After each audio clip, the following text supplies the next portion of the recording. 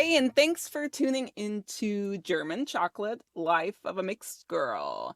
Today is part two of the VO Corner, and no, I do not have a voiceover person or voice actor here, but part of the journey. So I have Maggie from Brooklyn in the house.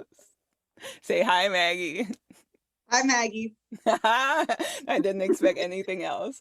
So, why Maggie? Maggie is here today because she is part of the improv class I'm taking at the Barrow Group in New York. We're taking it online. It's an online class. I mean, we're still in the pandemic, so I'm glad there are ways like this to connect. And we were kind of vibed in like this coolness level, I would say. So I said, you know what, Maggie? Do you want to be on this podcast? Let's figure out your journey and talk through where you're at. So, hi, welcome. Hi, I'm glad to be here. I'm excited. Yeah.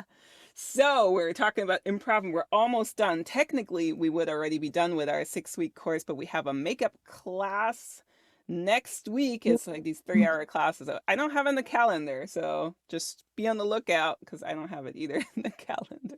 I don't even have the calendar. I just hope to remember and then join. Yeah, we missed you definitely yesterday, but you weren't the only one. We were a smaller class yesterday. So, but hope to see you next Sunday when we're like, I don't know what they do when's the last class. Do we graduate in the improv kind of style? Now, probably, I don't know. The sad thing about being an adult is you don't have these how do I explain it? When you're a kid and you finish something, it's like this big thing, like, oh, you made it through, you learned something. Now it's on to the next step. But as an adult, it's kind of like, all right, course is over, bye. It really is. I just took together with this one, it was like a 2-week intensive voice acting class for like character acting. And it was the same. They're like, all right, you guys are prepared. All right, maybe next class sometime for another course. Bye. Plop, Yeah. popped out. And when stage manager was left, and we're like, hey, I guess that's it. Like I do miss that little glamorous, a little bit of pat, shoulder. Good job. Did it, yeah. So I had asked you in advance because we don't really get to talk a lot during improv. We were asked like what our reason for being an improv is, and there are some people that go in. They say, "Hey, I just want to be able to speak more freely. I heard improv is really good for that." And some of us are actors, want to be actors, and that's just one of those things you hear all the time. Improv is something you should have in your toolkit. So I asked you, and you're like, well, there's a ton of things you want to do in your life. You want to act, write, produce, direct. So, Mhm. first question first, why now? Uh, well, I've always had an appreciation for storytelling, um, more so in the abstract sense than the literal sense of telling a story. That's kind of why I liked music so much, because with music, you're kind of telling a story indirectly, with sounds and the way you utilize sound. Um, but growing up, when I was a kid, I a lot of people, they actually suggested to my parents to put me in some sort of like acting class or singing class or something, because they were like, oh, they could have. Some people, they were talking about how they could see me as an actor, as a singer, or something like that. Where you were like a wild child, so not like you were shy, and then they were like, let me like somehow. Yeah, I was an extra kid. Oh my god, I was the exact version of a theater kid, but tiny. Um, Oh, I can see it. We need some home video footage. Oh, I have this one picture of me. I'm like, I don't know what I was doing, but I was in a cowboy outfit and I'm just posed like this with like sunglasses. That's essentially like the epitome of how I was as a kid. Yeah. Oh my God, a star was born. Yeah. It's funny because we did talk about this a little bit, how both our background is in singing, and it is I know you're like doing acting, but in voice acting, I thought, oh, there's some things you can take, and there are some things, but it's not exactly the same. Especially if you think about, I mean, that even shows you with people that maybe stutter when they talk, but then they can sing really like clear. It's the same in singing. You can express emotions and do different sounds, and it's so different. And then you're trying to act it out, and you're like, I'm gonna act, and you're like, well, no, it's not supposed to feel like acting. It's supposed to be real, but what is Mhm. real? So Right. it's not as helpful. Or have you what was your experience going from singing to, all right, now I'm gonna act, like You know, hurdle wise. funny actually, because originally um, I went to performing arts schools, so middle school to high school. I went to school for opera. Sweet. Um, so I auditioned for both the drama department and the singing department. And in my middle school, they give you grades based on your performance. So my the vocal performance, I think I got like a 90 something. And then my drama performance, I got a 40. What did you do? Did you? Not actually, I'm gonna be really honest. I did not prepare myself well for that audition, but but when I got those scores back, and I saw 40 versus a 90 something, I was like, okay, maybe I'm probably a little bit, more of this than that. It's something, it just comes out that it's more, but you learn as you like get older and try out things, just because the one thing isn't as prominent. It's way harder to just act in your free time. Like, what are you acting out? Not so much, but there's music on the radio, you have stuff in your head, you just start humming. So you're more inclined technically to be singing. So it's interesting because I did at first some theater in school too, and I was always like, learning all the lines, and then here going there, and it's like long, and then I was always scared to forget my lines, so I didn't do it. So singing really became the thing, and I remember in school to high school, it was they're like, all right, you're gonna have to really figure out what you want to do with your life, and I really was like, well, the thing I always do is like entertain. I love to sing. I love Mhm. being on stage and doing all these things, but okay, I'm gonna have to be a grown up, and it was just never anything where I was like, well, this is something legit I could do. There's a million people that want to do it. So you get so discouraged. And I kept on taking singing classes and stuff, but not until a few years ago when I auditioned at a community theater in Germany to be part of that like ensemble the first year. I was like, cool, there is something there, but I mean, I was still scared. I mean, I think I told you guys in class, they were like, well, don't worry if you forget a line and during the 2.5 hours we're on stage, just improv, or if you forget, somebody else will improv, but you also have to stay in character. So even if you can't have like a blank stare and go, do you remember your lines? Right, yeah, can't So be too in your head. Yeah. so no, that's why like stage acting. I mean, it was a really cool experience. The cast was like amazing for the 3 years that I was there, but I almost pooped my pants every single time before. I'd get so nervous, like the hour before. I was like, ah, and then I'm rushing through. I just have a head rush, and then we're done, and then we take shots, and then I change, and I'm like, whew. So we because during improv we did a scene together, and I was like pretending to be an actress stressed out about something. It was actually ridiculous. I don't know. I was acting like I couldn't remember what my scene was or something. And you brought up how I drank like 5 shots of oh my god, I took 5 shots of Fireball. True. And yeah, and I was like, okay, so I understand now. That's from personal experience, is what you're coming from. Yeah, just not before. Actually, it's so funny. At one of our classes during the day, I'm a very, very lightweight drinker. I don't really drink alcohol. I don't really like the taste of it.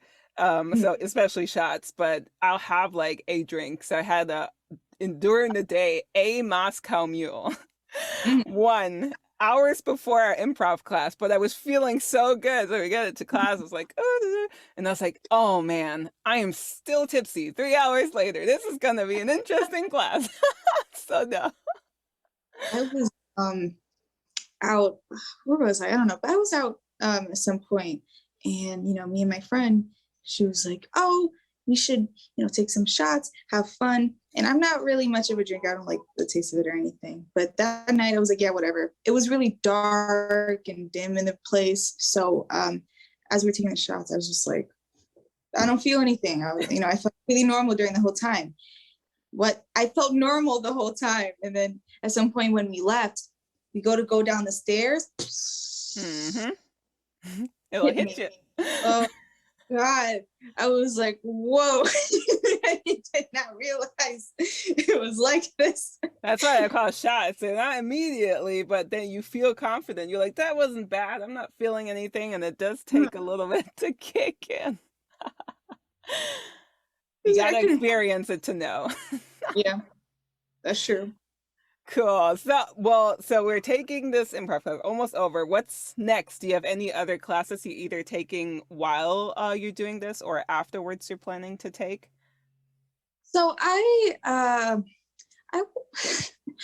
want to try and see if I could make a short film. Not at first, not with me in it. I want to be able to understand the behind the scenes before I do something like make something for me to star in. I've tried to audition for things on my own, but I've been having a lot of difficulties with that. For one is that I don't have an agent or a manager or anything. I'm kind of just trying to grasp for any kind of reel so I could, move on to the step of finding an agent and a manager and those things. Yeah. I'm also, I'm working a minimum wage job. I'm in college right now. So I'm kind of trying to manage the time between like practicing to do the things I want while also trying to get my degree, because I want to have that backup for, in case anything doesn't work out. Because obviously, smart. Yeah, super smart. Especially, might as well hustle now. It's just you and, that's your dream, making it happen. And I don't know if you can or anybody here in the background just happens to be during this podcast that the landscapers are out in the community. So if you do hear something in the background, that unfortunately is leaf blowers. They're having a motorcycle race right outside, so you're good. Okay, we're good then. But just if somebody thought, maybe, like the hearing device or something is acting up or the speakers, no, it's here just in case.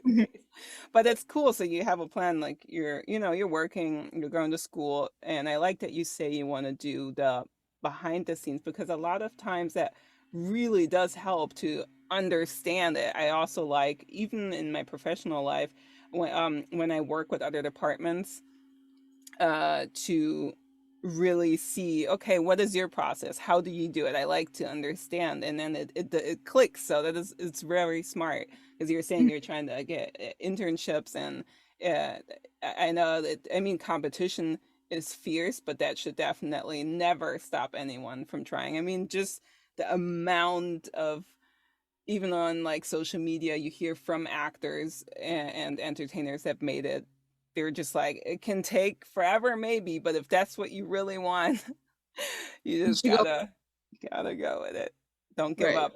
Every like little step is definitely one forward, and I can just say, even for myself in this voice acting, it's the good thing is you can find work, without an agency. You don't have the same problem as some beginner actors. You can find work, but you definitely have to do a lot of cold calling too, and a lot of work to, get yourself out there, and maybe also minimize the amount of people you're competing with, especially at the beginning. Like the mic might not be perfect, some of the audio engineering, obviously the acting skills, they, with years get better. So definitely classes and coaching, connecting with people and trying is like is awesome.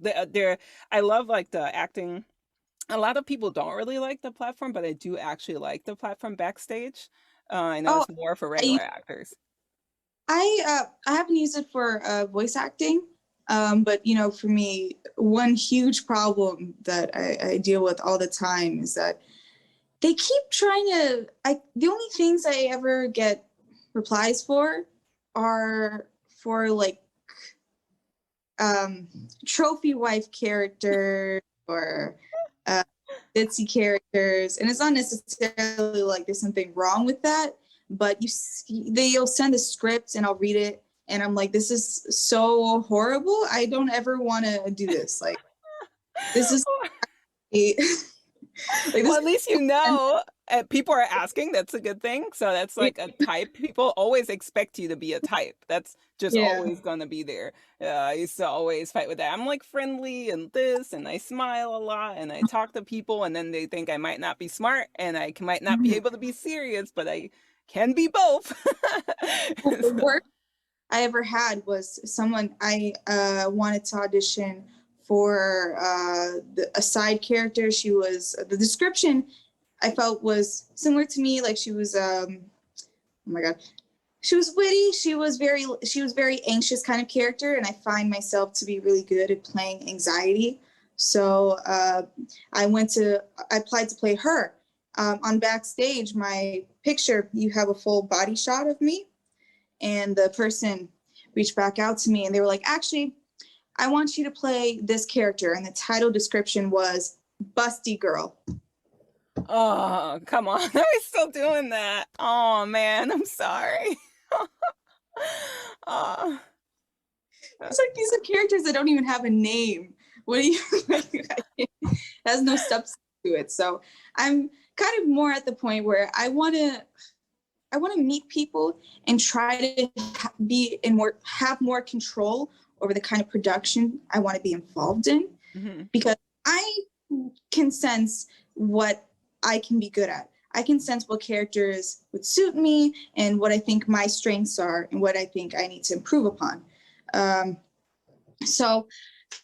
the problem is that to make something like a short film, you need a team, and during the pandemic, it's just really hard to network with people. You know, you take these classes, you go there and you try to connect with people, you want to reach out to them, but at some point it just kind of dies down after you take the courses with them and they just move on to the next thing. Yeah.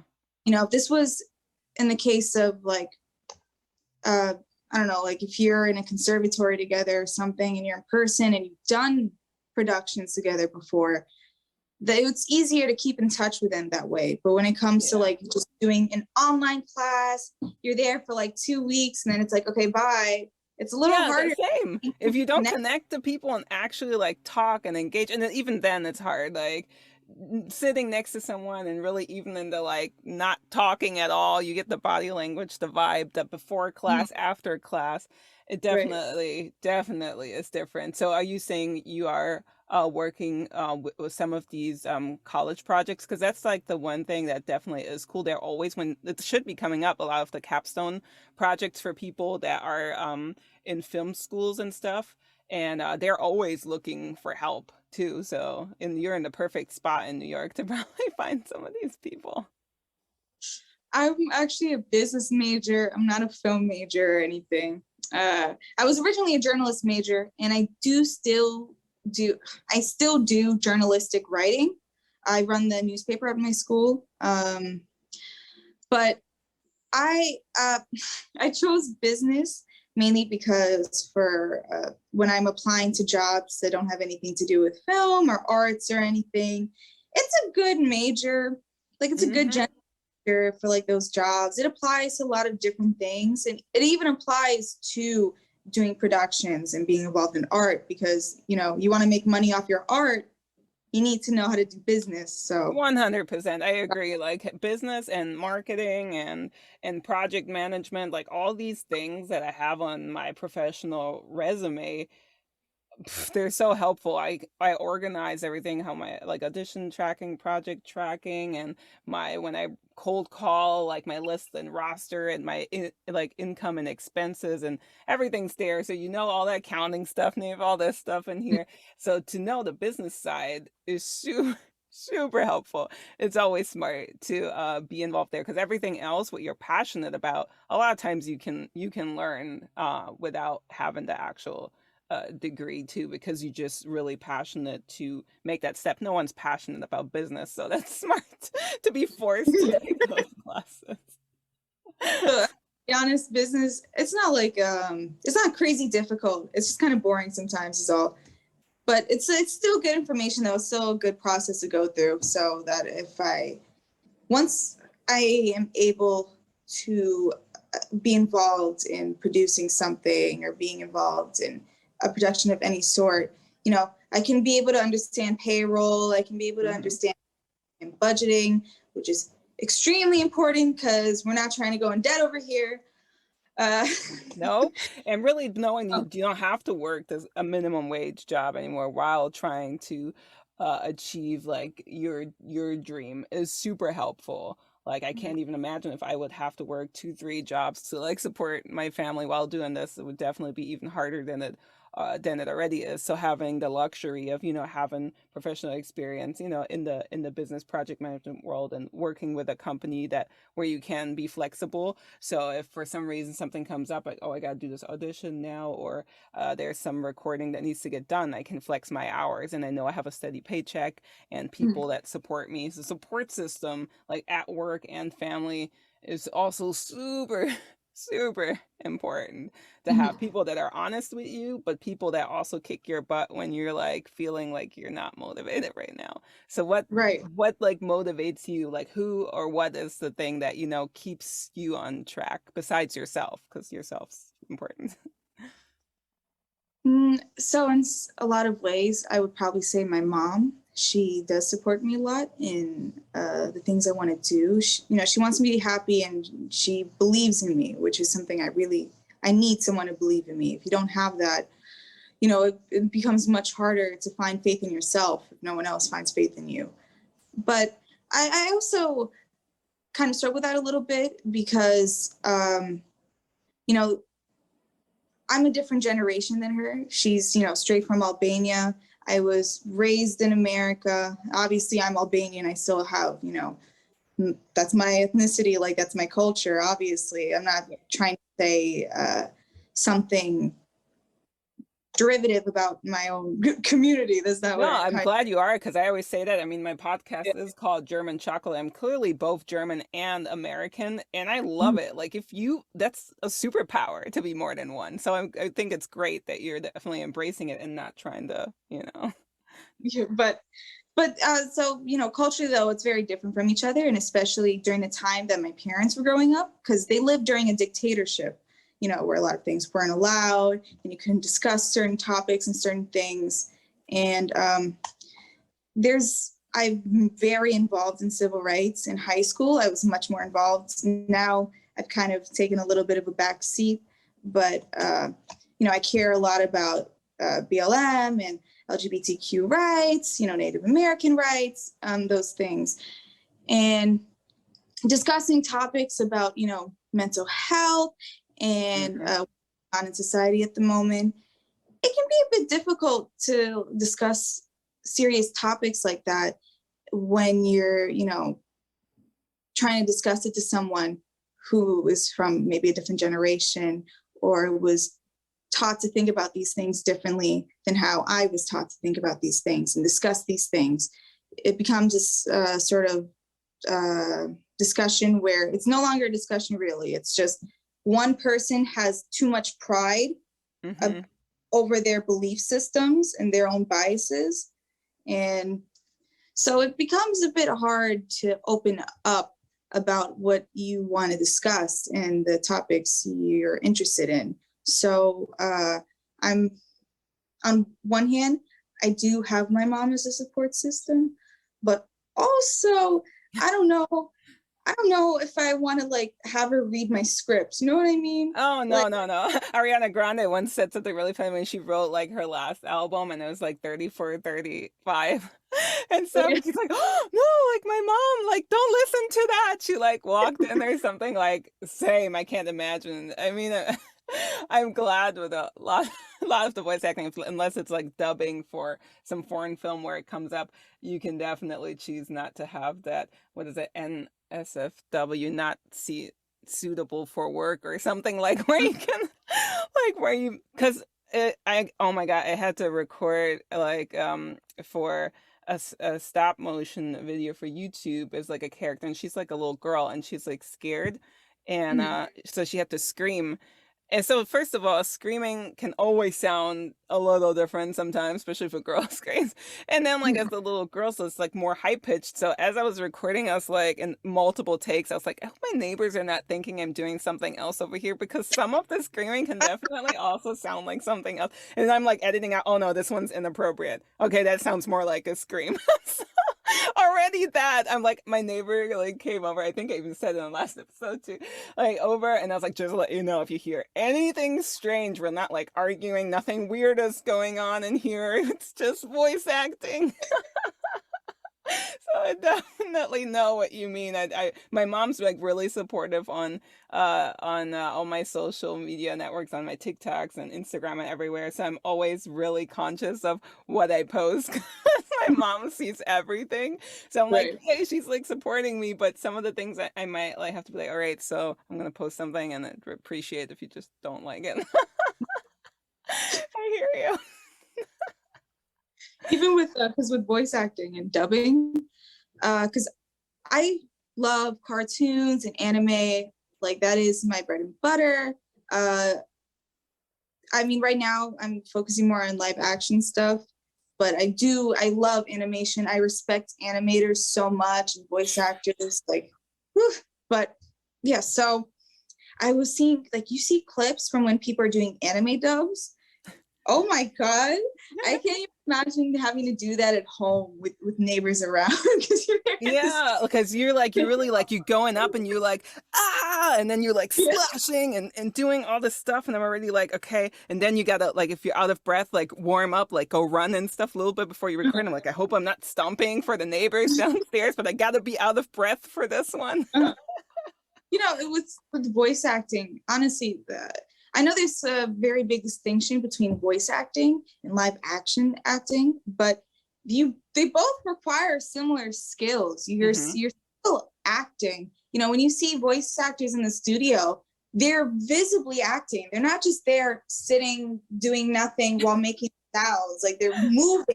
They have facial expressions. They're expressing themselves fully. It's not just them making noises. Like it's a very comprehensive breakdown of their own characters that they're doing in the studio. Well, thank you Like, for the appreciation because it is quite a workout sometimes. And I'm like, whoo, I'm gonna have to go like catch a breath in a minute. Yeah, I love watching those behind the scenes things too. I love watching that and like see how they really get into it. I love it. Like I love that there's YouTube and you can watch all the stuff. Actually, for like behind the scenes animators, when you said it, I love the series on Disney Plus, Inside Pixar because they like show you like all like the behind the scenes anything like the pastry chef or the director of international how they like change it for all the languages, and it's so cool to like go behind the scenes and see what everyone does.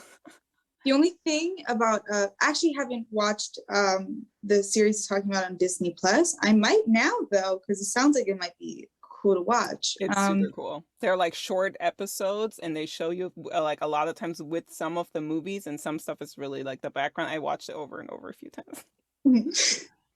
Okay, I might check that out. All right, thank you for the recommendation. But the only thing for me though is sometimes when I look at behind the scenes footage of things, they don't ever describe what they do behind the scenes. Sometimes they speak generally. They're like, oh, I wanted to create an ambiance in the room or something. It's like, okay, how did you do it though? I don't understand. Like Euphoria, the last episode came out yesterday. And Spoiler alert or no spoiler alert? no spoilers. And they have these like extra behind the scenes for the episodes. And it was the last episode I watched it, and I was like, I was really impressed with the like cinematography and the editing and the lighting. The creator of Euphoria, he is a visual storyteller. I mean, he is so skilled in visual storytelling.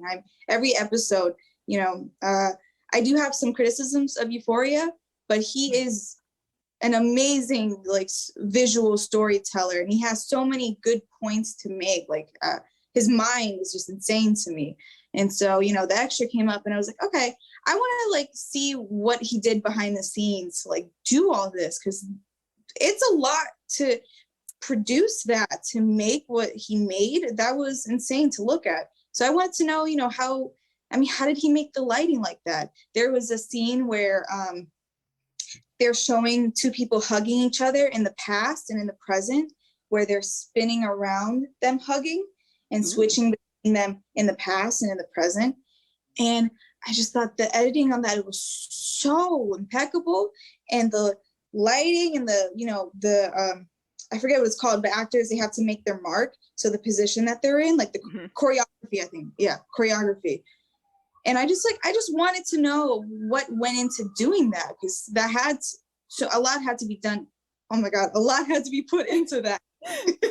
Now you make me want to see that, but lighting really is everything. I've met someone before who did like lighting, well, actually at the theater, and I just couldn't believe they were like so nerdy with like all that stuff, and then like just a little tilt here, like even like I have this like silly regular lamp, but if I like move it for anyone that's watching the regular, it's like horrible. I'm like the difference that the different lights make, and then they're also, if you wear white or if there's a white like wall next to you, or then all of this will change everything, like how the light makes your face look different and all the things. I mean, light is a whole it is a whole career on its own, so I see how you're fascinated with that, because that's incredible. So I went to watch it because I'm expecting him to talk about the planning for it and what went down. They've said nothing. Like they literally. Well, that's probably not why most people watch it. That's like the thing. I mean, a lot of times I watch something once you know the background of it. My sister, for example, always said, well, she would never want to work at the Disney parks because it's so magical and you don't want to lose the magic if you know how the magic like happens. So a lot of times things can ruin it for you, or you're like, oh, I know like how that happened. But I think most people just love like the sneak peek, but people that like you and like I that get like really geeked up and want to know, it would have to be like a whole nother series. Like for example, my boyfriend's son and I, we watch Survivor. Like we're still old episodes, we're still somewhere back there. And my boyfriend's always like, um, why do they not have a show where they show how they come up with these crazy challenges? That would be a whole show on its own. Like, how did you, like, not just like how did they build it, but the process behind it, and how did you figure out that goes with this? And that's exactly what you're saying. Like, you want to know so much more, but that's a whole nother group of audience. Even like Vogue, they also post this. They have this video series. I forget what it's called, but they just have directors dissect scenes from their movies, and they say nothing. They just say like, "Oh, I love this actress. She's so good. Oh, yeah, we really wanted the scene to be scary, and I think we did it." Okay, well, like, because for me too, because I don't have a huge acting background and I don't have enough experience with production and film, and I want to learn and I want to understand it, and I don't want to have to spend so much money and invest so much of myself into something without knowing a little bit beforehand, if that makes any sense, without having some pre-existing knowledge. And I guess it just kind of sucks that there's like such an unwillingness, or at least not an understanding of how helpful it would be if in these videos they genuinely talk about what went down when they were shooting this scene. There was one video though, the director of Knives Out, he did kind of go a little bit into how everything went down, not too much, but he did talk about things like eye lines. I didn't know that was a thing until he talked about it, how you have to line up the person's eyes with each shot. Once you hear like, oh, duh, that makes sense, because you don't want the actors to be, they're supposed to look at each other, but the shots make it look like they're looking all over the place. You want to make sure everything's lined up. That makes so much sense. It should have been obvious, but Even in sometimes. acting, like it was like when we were practicing for on stage there, I was looking, they're like, no, you got to look closer that way so that the audience can see. I'm like, well, I'm not looking at him. If I'm looking like they want me to look diagonally, like right here, but actually so they're like, no, so yes, stay like this, but you got to look like this, but still pretend like you're like exactly looking here. So they were constantly remind me also, but actually I just looked if it's there and I do see it. I don't know if you know this website. It's called Udemy, UDEMY.com, and they always have flash sales on courses, and that's exactly like stuff they do. Like they have like lighting for film and television, cinematic lighting, and like all kinds of things. And it's a lot of times they're like recorded things and you can watch it and learn from it, and they're only like 10-15 bucks. So it's like super, super cheap if you ever do want to know more about it, and you get like a little flashy certificate. So when we were talking about, hey, at least at the end it's something you can add to your LinkedIn profile and other places. So for 10-15 bucks, they have thousands of courses. Just like definitely check the reviews because anyone could technically make a course on there. So just to check that it's like professional, and you can sometimes filter down specific things. Maybe they also have for certain series they dissecting it. So Udemy is definitely a really cool website if you want technical skills. So Okay. Yeah, I might check it out. Thank you. yeah, I love like my last guest also had some ideas. He's like, check out this website if you want to find some more places to cold call. And that's like my worst thing. And I cold called this week again. And like when you sometimes don't get a response, but you see they read it, I'm just like Oh, I don't like them. Like most people do respond, but I'm sure they do get a lot of like requests. So sometimes I wish I didn't didn't see if someone read it or not. But it's like really 1 out of 10 that maybe doesn't reply, which that's a good ratio. But yeah. Oh you know, man, so at much. least, Go ahead. I'm sorry to interrupt you, but on one hand, I do understand that if you have a lot of people reaching out to you, it's hard to reach back to them and let them know whether or not they got accepted or you want them to come in. But at the same time, for me, when I'm auditioning for things, I'd like to know when I am or am not going to be in this thing. Yeah. Yeah, that's the like with the auditioning, that's why they always say have fun and then forget about it. Because I mean, even if like sometimes there's been a couple of times where a couple months went by and then I hear like, hey, so we liked it. I'm like, ah, all right. So I don't start marking them as maybe or definitely not until at least 30 to 45 days later, because it can, especially with the amount of auditions. But I don't like that feeling either. I'd rather also just have them like somehow like mark it as you were in it, just so that I don't have to think about it anymore. It's the worst. It's like being like like you're going on a date or something and you're like, blah blah blah blah blah, and there's just nothing coming back, and then you don't know. Yeah, I get what you're saying. You can't tell if they're interested in you or not. You want them? Well, a lot of times what also happen is also that reaching out, they're like, oh, we actually don't do the hiring or whatever. I'm like, oh, okay, cool. Well, it was worth a shot. I'm always at least happy they respond. But so how many cold calls have you done like this past week? This week, I think this week is like 4 or 5 because I had some projects and some auditioning and the classes. So definitely since I've been taking more classes, something had to take the back seat. And it definitely was some of the cold calling. But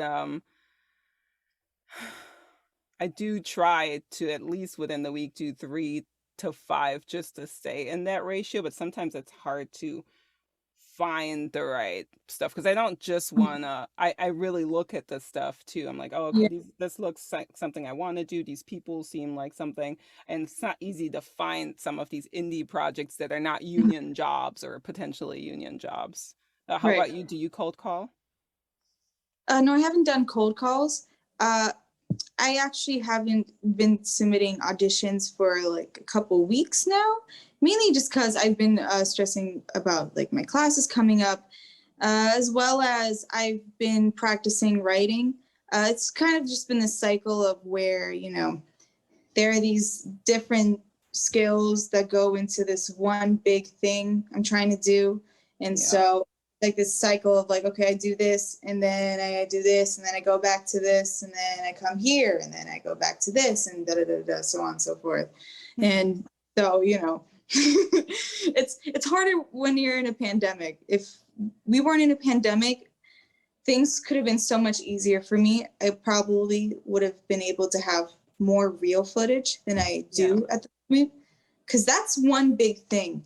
You need footage. You need like real footage. You need to have evidence of what you're doing. Yeah, and that's what it takes though, because even if you get in the time it's like filmed and released and stuff, at some point it'll be more coming back. But at the beginning, you're doing and working and you're not getting any of the output, so it does take forever to show it off. Oh man. Yeah, but you need the footage. I'm always like antsy too. I'm like, oh, I submitted all this stuff and I can't show anything yet. Right. Especially when like they're trying to submit it to festivals or something like that. So you have to wait and see if they even got accepted to the festivals. And then they don't even get accepted to the festival. So, you know, it's just that daily struggle. It's interesting what you were saying, you know, you're trying to hone like all these different skills. And I feel it's almost like when you speak multiple languages. Like I grew up with two languages and my son also, and like you hear and you take everything in, but your output is 50% for two things. And then the more things you have, the output is less and less. So it's like it takes longer sometimes to get somewhere because you're collecting, but I can see with the interests how it is. I wrote an article on Medium, the downsides of being multi-passionate, because you're like, you know, I can always be passionate about like all kinds of stuff and I'm like gun hole about it and I'm like, let's do it. But this time I really said, I was like, okay, I'm really going to focus on this. And I'm also, some people might disagree with this. I'm not spreading my voice acting across all kinds of like genres and like and things like the e-learning and commercial, like all kinds of stuff. I'm really honing my skills on the character voice acting because I'm putting a lot of my eggs in one basket, but I really want to get good at this one thing. And if I put it in too many baskets, I think about actors actually. So a lot of actors, they don't get anything for years, but they really work. They go audition, they do the work, they do their coaching and acting. So yeah, as a voice actor, it can take longer too. So I think a lot of times it like for gratification to get some of these like smaller jobs or on your own, it can feel good that you're moving forward. But I don't mind that it's taking a little longer because I know what I want. So I'm like pushing for that. So yeah, you do have to put your eggs in different baskets, like what you're doing. You're going to school for the one thing and you're doing that. But once you figure it out, like this is something you want to do, like how you said, even though people are like they want you to play this one role instead of giving in and saying, all right, I'm just going to start that, you're like, no, I have time, I want to do what I want to do. And there's so many actors, like the actress that was in, no, I have to think, what was it, is it Sucker Punch, is that what it's called? Oh, so long ago. She was so young back then. Zoe, what's her name? Oh, Deschanel. Uh, Oh, is it Dutch? Zoe Dutch. Let me see her. No. Yeah, she's like amazing, and she's like always wants something really challenging. She's like, I don't want to play certain roles that they give me. I'll say no.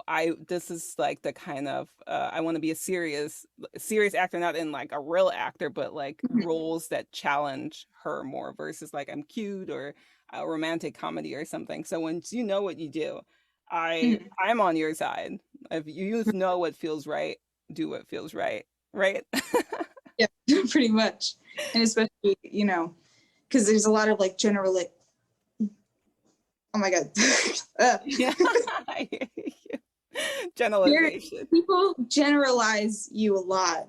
And this isn't just about like the industry or art, and just, you know, even just a social settings, people look at you and they immediately generalize you. You know, you interact with them that first time, and that first impression they have of you, that is how you are generalized until, you know, more information is given. So, you know, we as people, human beings, it's just how our brains work. We have to generalize things. We have to grasp on to certain traits or certain look, I guess is how I can put it, to be able to understand who a person is or how a person is. Yep. That's why for writing, when you're talking about tropes in writing, on one hand, tropes are really useful in getting across an idea to the audience of who this character is and what they're supposed to be in this story. But on the other hand, you also have you have this a lot can go wrong when you depend too heavily on a trope and people just look at this character as just what it is, which is a trope, this plain idea. The nuances go away, and even, let's say, like with, oh my God, I'm here. no, Here for it. I'm listening. copy, but even it can even lead to bad things, like with representation. When you're portraying someone who is a person of color, when you're portraying someone who is queer, if you depend on a trope too much, you're going to end up doing something offensive. Mm-hmm. Yeah, I hear you. It's kind of this push and pull between like playing a little bit into these generalizations, but also being able to step back and say, okay, but there's more than just this. There are layers to everything. Maybe I could have played busty girl, but I know I also could have played a girl who has anxiety very well. I believe that in myself. I know that I could play someone who very well. So, people have different sides to them. People have different personalities. People have multiple interests. One person. It's very stereotypical. I mean, I tried to audition a couple of times for something that said African American, but I already stopped because I just don't sound like it. So I am, but I mean, when they write it, they want to portray something, and there's a reason why. Especially in voice, like if you don't sound like it, but they want a certain audience, then it just is what it is. You gotta know okay, is that just your type, and you do it, you want to book it. Is that something you can even do? Because there's really some things, like you said, you don't want to be fake. Now they're with everything out there, they're really trying to be as authentic as possible. So to really cast people that are whatever they're looking for, so it broadens the spectrum. So that actually is a good thing. So I was really shocked to hear that you were still getting some of these weird requests because people were open. So that was really interesting fact for me today. Maybe someone else listening too, to hear that still so much of that look or something. It's interesting because yesterday during our class, I don't know why, but that somehow came up. Oh yeah, we were talking about that, especially in commercial, more real people. They're looking for them. Well, actually, also we were talking about FBI shows, how they're always really gorgeous people, like supermodels, but in real life, mostly not. And they're just not really casting these real people. They're going for the look, and they want that person to be really attractive. But in a lot of areas, they are moving more to natural. Right. Yeah. I don't know. That's kind of why I look at Margot Robbie, for example. When she first broke out of the scene, with the Wolf of Wall Street. Mm-hmm. Good movie. People sexualized her so much, to a very extreme extent. She kind of became, bombshell, I guess is how you could put it. She was the sexy lady, and that kind of diminished her acting ability, because in the Wolf of Wall Street, she was incredible in the Wolf of Wall Street. I mean, she's such a good actress, and as time has gone on, she started producing her own stuff. And the things that she's been producing and putting herself in reflects her skills way more than anything that anything that other people are trying to put her into. Sometimes you kind of have to just trust yourself. You see that more and more. I just read a few articles about people that are I'm just going to produce my own stuff so I can play. But I mean, it goes both ways, because a pretty boy a lot of times won't book anything like Leo DiCaprio. He had a lot of serious roles playing a disabled person or all kinds of things when he was younger. Then he did Titanic, and then nobody wanted him for anything serious because he was the pretty boy, and Mhm. he had to really fight his way back. It's crazy. And I mean, even things like the AT&T girl, I at first Mhm. didn't even know, like, just because she's not showing off her boobs and what she's wearing in the commercials, but just because she has a large chest, that like to be bombarded on social media and have to like So talk bad about for her. it.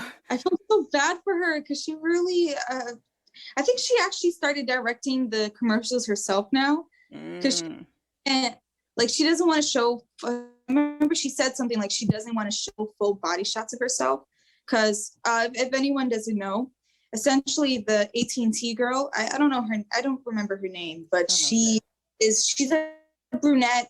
You see her in AT&T commercials a lot. She's always playing like a spokesperson. She's essentially like the face of AT&T.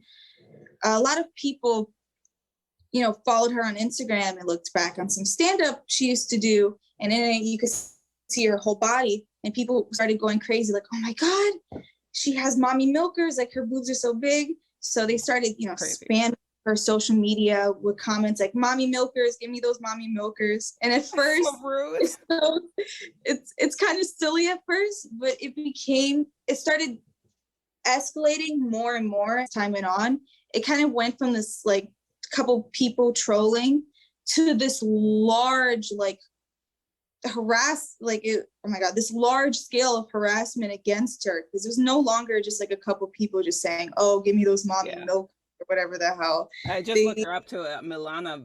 Hopefully I'm saying it right. Milana Weintraub. That's like her name. Yeah. Hmm. Yeah, no copy. But yeah, so starting to like try to make deep fakes of her and that kind of stuff. It got really bad and really intense. She had to stop shooting the commercials for a bit, I Hmm. think. And then when she came back, she directed her own like scenes because she didn't want to show her full body in any of the commercials. Like, she was very strategic about only showing her face now. She just couldn't stand people like doing that to her anymore. Yeah, I'm So I glad it's like turned out well, because you do see her now in there, and I mean, she's just a pretty girl, and I mean, I Mhm. would like to, now that I looked it up, look and see what else she did. A lot of Mhm. times, if you're like these iconic characters, like Jake from State Farm or something, people just know you, and they'll always find something. We were just talking the other day. We were like, we wonder if Jake from State Farm is actually like a nice guy, because he's so nice in the commercials. Like, Mhm. wouldn't it be funny if he was just a total, sorry, douchebag? In real life, and he's just playing like this nice boy next door. I'm like really curious what he's like. He's probably really down to earth and cool, but still, like, he's like portrayed as this, Jake from State Farm, this like nice guy that'll help you get the best rate out No, there. I get what you're saying. Because like, it's funny to think about, like, because especially the people he plays with, because it's him being nice to other people who use State Farm. I like to think when the camera stopped rolling, the people who are playing customers actually hate him, and he's just hella rude to them. Yeah, that's something I would like to see behind the scenes. Maybe I gotta like look him up and see if there's something, or like, hey, do you have an NDA, or can you like, what's it really like? Oh not man. not related at all, but I have been binging Catfish recently because it's just like mindless entertainment for me. I don't know. And I found out that, how in the beginning, have you watched Catfish before? No, I mean, So, I know what it is, but I haven't actually watched it. so the formula of an episode is essentially, the two hosts, they talk with each other for like a second, and then they sit down, go to their computer, and look at emails from people who are being catfished, right? That's the general formula. And then from there, they contact the person, and then they research and figure out who the catfish is. Wow. Well, the formula of every single episode mostly depends on the person who is being catfished being the one to reach out to them. Huh. But it turns out that majority of the people who were on Catfish, they did not reach out to the show. The catfisher was reaching out to the show. The person who was catfishing reached out to them. Is it like one of those things you just want your like 15 minutes of fame, or what is that about? something like that. You know what, the main host, Neve, he was trying to like make it sound better than how it actually is, saying, you know, oh, the catfish, they want a chance to explain themselves while having us to mediate between them. But like, you can have a mediator without a TV show, you know what I mean? Yeah. Well, Like it that's not, would be less juicy. You wouldn't be watching it. But there's yeah. like on the radio, a lot of times they have this like when people don't call you back, they ghost you, and then you can like call in. And I mean, it's really rare that there was a misunderstanding, but every time the person that calls, I'm pretty sure it's all scripted. Anyways, the person that calls, always like, I don't know why he or she or, they won't call me back. And Oh, I know what radio show you're talking about. I think they Talking about, play it everywhere though. I think I know what you're talking about. It's the one with the guy and the girl. They call in saying, yeah, we had such a good date, but he's not talking to me anymore. Yep. And they talk to the person they went on a date with, and it turns out they did something horrible. Yep. Every single time. It's like that Every time. And it's so obnoxious every time that there's no way that you didn't at least think, well, you know what? I was whatever, wearing something weird, saying something, singing, drinking too much. So that's why I'm always like, there's no way anybody's that like low on self-awareness. So that's where I'm always like, it's just scripted for entertainment, which is cool. You'd be surprised. I'm sure there are some out there. I mean, had some weird dates before too, and in my history of dating, but which you definitely get pickier, especially when you online date. That you like make a checklist of things. All right, watch out for this on the picture. Watch out for that on the profile. I have like a list of first writing, then on the phone talking, then like maybe meeting. It's like a list of things because you're like, right. If your pictures are too good, no. You can't FaceTime. Oh, out of the way, out of question. But I mean, with online dating, I tried it for a moment to do online dating, and I just got sick of it. I can't like deal with it anymore. I think nobody really truly can. So that's why most people are like, I don't even want to be single anymore. This is like, yeah. Oh my God. You know, I think the worst part about online dating is the beginning of it when you're first like trying to meet the person. Because what do you have? What can you even say? I mean, you're just like, okay, I'm here to meet people, but there's no information I can get about you just from like texting you on this random site. You know what I mean? Like it's different when you go out with the person, you meet them for the first time. Yeah. Like when you see them, or even like when you're in a place, you know, you're in class together or something. There, you have like a commonality. You can discuss that. Or you're at work together. Oh, see, you work together. So there's something so that you have a vibe too, because it's really only a picture. Like you're attracted to the picture, and then like what's the style that the person is writing, and then how they're talking, and then you hope they're like the same in like in real life. Yeah, it definitely. I mean, I don't know the last time I met someone like in real life before I guess my ex-husband.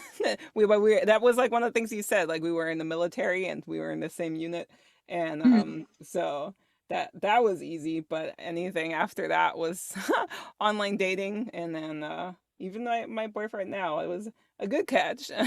But you got to go through some, Yeah, juggle some hoops. Yeah. Oh my, but yes, this was amazing. I think we had a lot of girl talk in here as well. And